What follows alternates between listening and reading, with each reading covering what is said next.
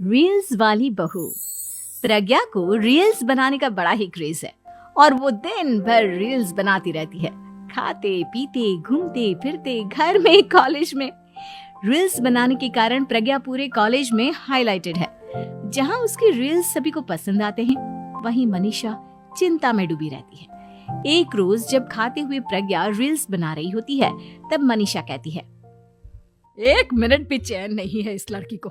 ये नहीं कि खाना तो आराम से खा ले, लेकिन नहीं, अरे थोड़ी देर रील्स नहीं बनाओगी तो आसमान नहीं टूट पड़ेगा। अरे मम्मी, इसी को तो कहते हैं डिटर्मिनेशन। तुम नहीं समझोगी ये सब। हे भगवान, इस लड़की को सद्बुद्धि दे। जब देखो तब टेढ़ा बाका मुंह बनाती रहती है। मनीषा की बात का प्रज्ञा पर जरा भी असर नहीं होता और वो खाते खाते रील्स बनाती रहती है। दिन बीतने लगते हैं और देखते देखते प्रज्ञा का कॉलेज भी खत्म हो जाता है। आए दिन कोई ना कोई मनीषा को प्रज्ञा की शादी करवाने का सुझाव दे जाता है। सब ठीक ही कहते हैं, प्रज्ञा की शादी कर देनी चाहिए। अपने घर के काम काज में व्यस्त हो जाएगी तो खुद ही ये रील्स और नाच गाना बंद हो जाएगा।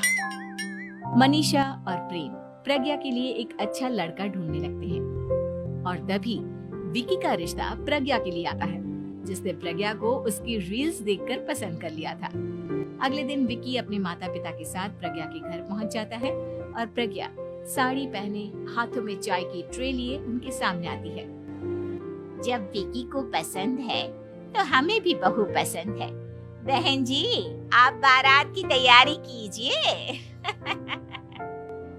एक बार लड़का लड़की अकेले में बात कर ले तो अच्छा रहेगा। हाँ हाँ, क्यों नहीं।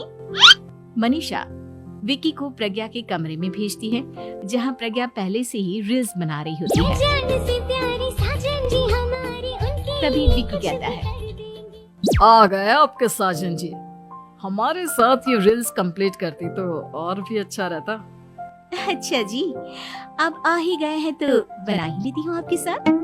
दोनों मिलकर रील्स बनाते हैं। जब वी मीट और तुरंत पोस्ट भी कर देते हैं। फिर विकी कहता है, जब आप साड़ी में चाय लेकर आए तब मुझे लगा कि कहीं मैं गलत घर में तो नहीं आ गया। अब सही है। दोनों की शादी पक्की हो जाती है और शादी के दिन भी प्रज्ञा रील्स बनाने से चूकती नहीं।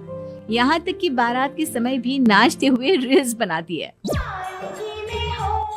सभी लोग प्रज्ञा की तारीफ के पुल बांध देते हैं और प्रज्ञा नाचती गाती अपने ससुराल चली जाती है।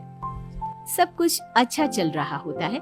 प्रज्ञा यहाँ भी दिन भर हर चीज की रील्स बनाती रहती है। लेकिन कुछ दिनों के बाद जब सुनीता कहती है, बहू, ये रील्स के साथ साथ कुछ काम भी कर लिया करो। वैसे तुझे और क्या क्या बनाना आता है? मम्मी जी, वैसे तो सब कहते हैं कि मैं सब कुछ अच्छा बनाती हूँ, लेकिन मुझे लगता है कि मैं मैगी अच्छा बना लेती हूँ। हाँ, कॉफी भी अच्छा बना लेती हूँ और मुंह तो सबसे अच्छा बना लेती हूँ। हैं? अच्छा अच्छा।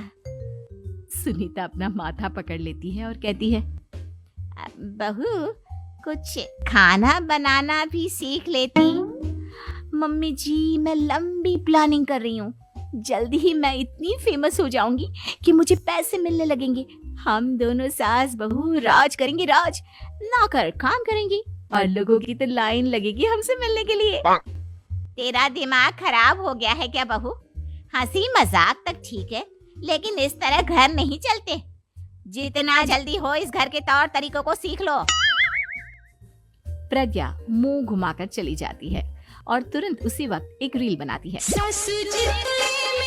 ये देख सुनीता का गुस्सा 7वें आसमान पर चला जाता है और विकी के घर आती ही सुनीता उसे सब कुछ बताती है।